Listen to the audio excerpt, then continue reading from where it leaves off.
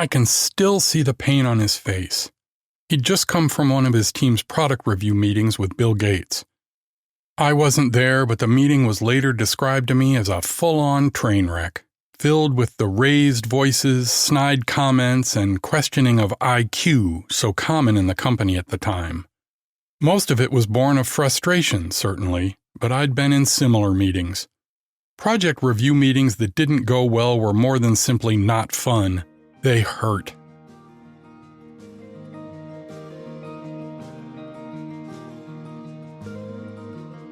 The man across the desk from me for my bi-weekly one-on-one meeting was Mike Maples. Mike was the senior vice president for the product group in charge of the most important 1/3 of Microsoft, the group that created all the software that made the company billions. Mike, in many ways, seemed larger than life. He was a big man who, like me, struggled with his weight. We commiserated about that often. One of the smartest people I know, Mike had a soft-touch way of leading that was as contagious as his huge smile and joyous laugh. I was responsible for software development best practices across the company, and I reported directly to Mike. That day, he tossed aside our agenda and just asked me to help him understand why it happened. Why did this project fail? It was led by some of the most careful and studious managers in the company. They tracked all the metrics, set rigorous deadlines, and logged every detail. And yet the product had just been canceled because it was so hopelessly behind schedule with no hope for redemption. All that mountain of data had done was carefully track the project as it circled the drain. It had happened before. Projects struggled for no obvious reason. Mike asked me to see if I could figure out what separated the successful projects from those that failed. We certainly had plenty of each. What was the difference?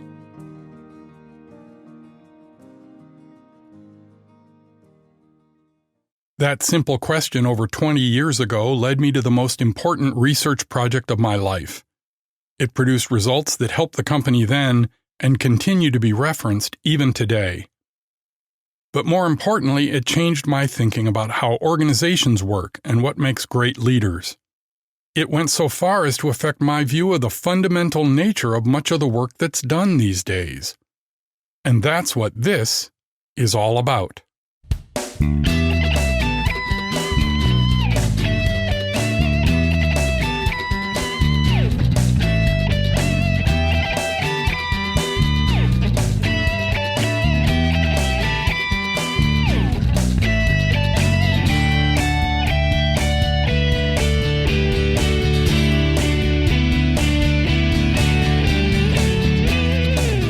This is Leading Smart, the show about managing in the Brainpower Age. It's a field guide to the joys and challenges of leading and working in the modern workplace. I'm Chris Williams, your guide to the stories and ideas that I hope will inspire you to be a better leader in the world of knowledge work.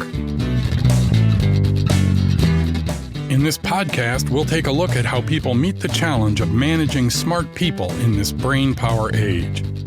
Each episode will explore everyday problems and provide practical tools you can use to be a better and smarter leader. In this episode, we'll explore the way work has changed in just a few generations and how that affects leadership in the era of the knowledge worker. This is Episode 2, The Brainpower Age.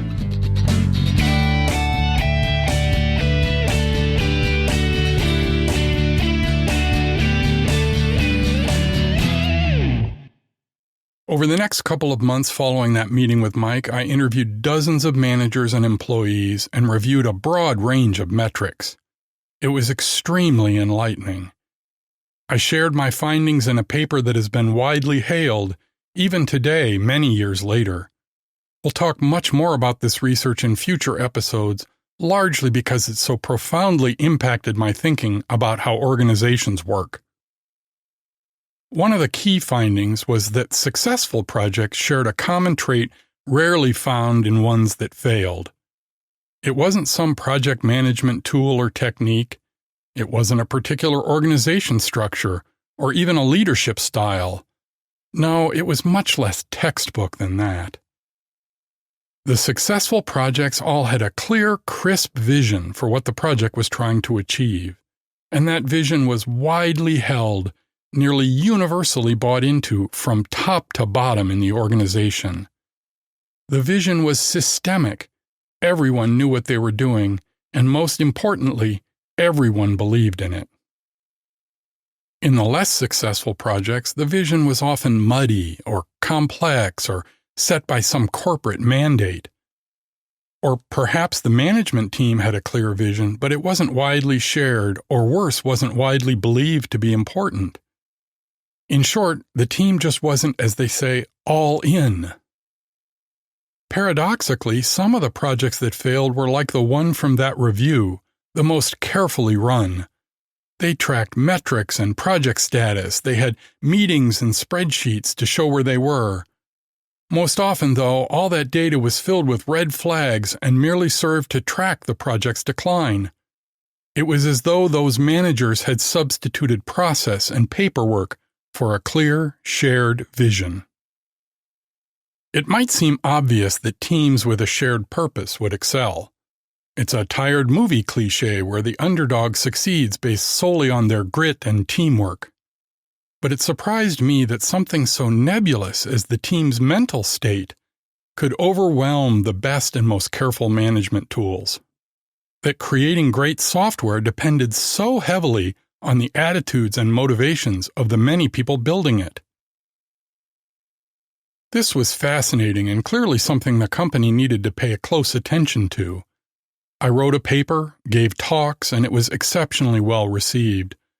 I've even had people show me their dog-eared copy of the paper some 20 years later. They still reference it occasionally. At the time, I thought this must be exclusive to the tech industry, that tech attracted a special breed of employee that required this kind of special nurturing. But when I became VP of HR and had the chance to interact with many of my peers and the rest of the Fortune 500, I realized it was a much broader issue. Since my time at Microsoft, I've had the chance to work with a number of organizations, large and small, and advise a number of leaders across a range of disciplines. I've realized that the issue, at its core, is the very nature of knowledge work. This impacts more than just a few industries or just a few jobs. It's part of a much larger trend. It's because we've entered the Brainpower Age.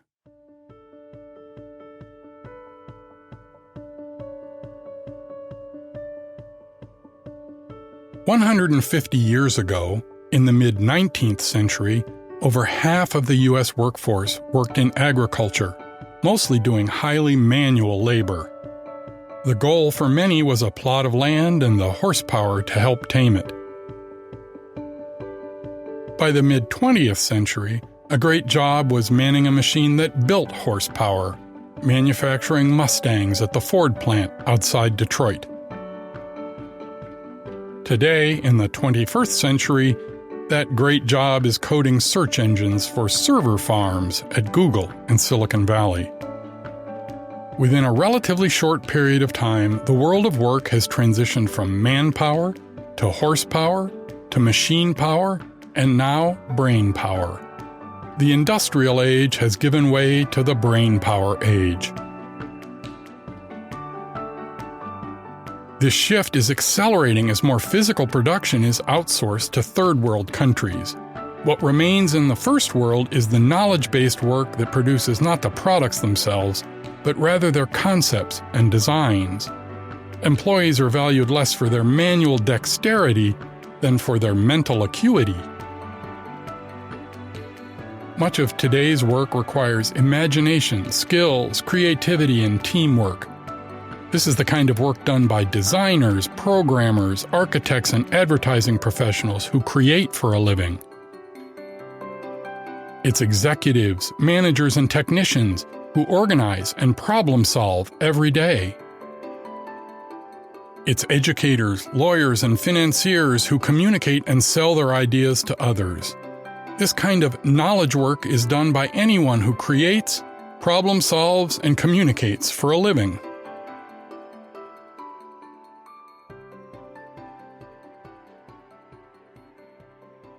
While the work has changed over these last many years, so too has the meaning of work for many of these Brainpower employees. They don't want to simply punch a clock and grind through a work day. They want more from a job than simply a paycheck. They want to be doing something meaningful. They want to be recognized for their work, and they want to enjoy the culture in which they work. All of this is because of the kind of work they do. It's hard to be creative and ingenious when you don't have passion for the work and for what you're creating. In order to get the best work out of someone's brain, they have to be fully engaged and even passionate about the outcome. That's when miracles happen. The balance of power in the workplace has also changed for these knowledge workers. Unlike years past where loyalty to your employer was simply expected, today's workers want employers to earn their loyalty. Ease of changing jobs has given the employee much more power, and they aren't afraid to leverage it. Nationwide mobility, the ease of moving around, and even the ability to work remotely has changed the tenure of employment dramatically. It used to be that it wasn't uncommon for people to stay in the same job for decades. A short job on a resume was under 10 years. Potential employers would ask you what went wrong. Today, a long stint at the same job is 2 or 3 years. Friends today ask each other, "Wow, how'd you stick it out so long?" This has all led to a significant shift in how teams are built and led. Managing people used to be fairly simple. Labor was a fungible resource, subject to the laws of supply and demand. It was easily tracked, measured, and controlled. X amount of hours meant Y amount of widgets produced. If someone produced fewer widgets than expected, that was a problem. If it continued, they were gone, and a replacement was waiting at the door. But managing in the Brainpower age is nowhere near as straightforward. It's a whole new set of challenges. First, the output of intellectual workers is difficult to track and measure. Measuring ideas has always been hard. Assigning metrics to them, as many people try to do, is not only futile but often counterproductive. Second, skills and knowledge are not interchangeable. People are a complex mix of talents and expertise. Individualism isn't just a fact of life among Brainpower workers, but it's often the celebrated part of these kinds of jobs. Third, recruiting knowledge workers is a challenge. Not only are they often hard to find, but assessing their skills and talent at the time of hire is difficult, if not impossible. Managers resort to all kinds of convoluted tests and interview tricks to try to make quality hires, and they often fail. Then, when hired, it takes far longer to get newly hired knowledge workers on board. It's not as simple as, "Here's a shovel, now get digging." You need to get them not only up to speed on complex and technical business problems, but also help them effectively merge with the organization's culture. And perhaps most importantly, motivating knowledge workers is hardly straightforward. Manual labor can be motivated with quotas and piecework compensation, but pressuring people to be creative or passionate is about as effective as pushing a rope. And let's face it, some of these creative types can be downright finicky.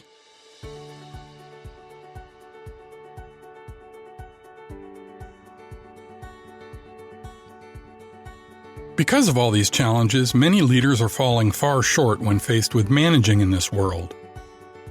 Managers, and even most people in HR, want it all to be easy and predictable. They want it to be like writing code. This person is good, or they aren't. They're worth this much, or they're not. With vague and complex work, it's impossible to assign a numbered score. You can't simply stack rank your organization and fire the bottom 10%. No personality test or 360-degree feedback is going to magically create a great team. And annual performance reviews on the bullet list decorated form required by HR, accompanied by a 2% raise, isn't going to motivate anyone. On the contrary, anyone who's done it knows that leading these days is tough. It requires at least as much creativity from the leaders as it does from the knowledge workers themselves. These challenges also cut across many industries. It fills me with nearly boundless curiosity. Lawyers are mostly highly independent knowledge workers who persuade people for a living. What's it like to lead a team of lawyers who have to work together on an enormous case? Architects are highly creative, but their components literally have to fit together perfectly. How do you hire and manage a team for a massive building project? The film industry brings together a huge team that exists only for the life of a project that lasts just a few months and then moves on. How do you quickly build a cohesive team centered on one highly creative goal? Teachers are often very independent people who are literally in the business of knowledge. They are perhaps the purest of knowledge workers. How do you reward their creativity and still keep everyone focused on the larger curriculum? And of course, there's the tech industry. How does a tech company build enormously complex products using teams of thousands of brainpower workers, yet still stay headed in a common direction and also on the leading edge? And for all of these people, how do you evaluate their performance in a meaningful and constructive way? How can you fairly critique people without spoiling their morale? That's what Leading Smart is all about.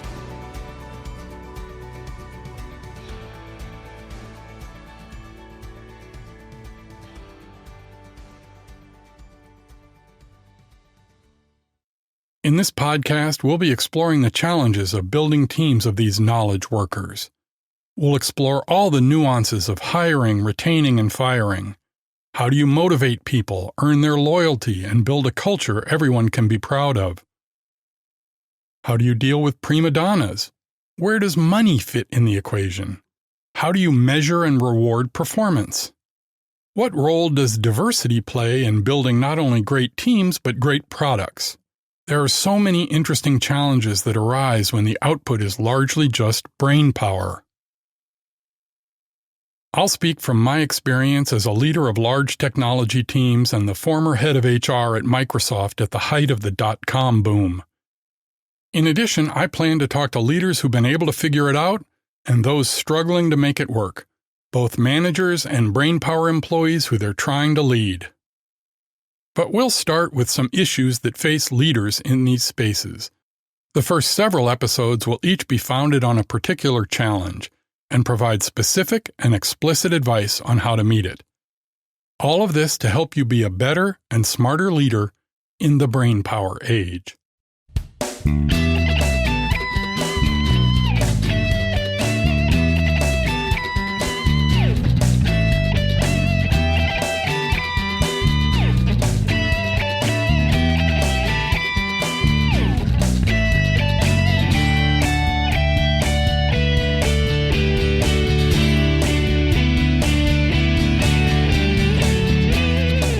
Leading Smart is from me, Chris Williams. You can find out more about the show and discover other resources for leaders at my website, clwill.com. That's clwill.com. Or find me on social media as the CL Will. As a new podcast, Leading Smart could really use your support. Please subscribe and rate the show in whatever podcast app you use. Tell your friends about it as well. I also hope you'll participate. Do you have questions about managing people? Do you work in an industry that faces these kinds of challenges? Are you or do you know someone I should be interviewing? Let me know. Each episode has a page on my website and comments are welcome. Or just send me an email to pod@clwill.com. I can't promise I'll answer or interview everyone, but I'll read every email I get. That's it for this episode. The next episode will be on one of my bedrock rules. I call it duck and cover. I hope you'll listen. Until then, please remember that each of the several dozen decisions you make today are all part of Leading Smart.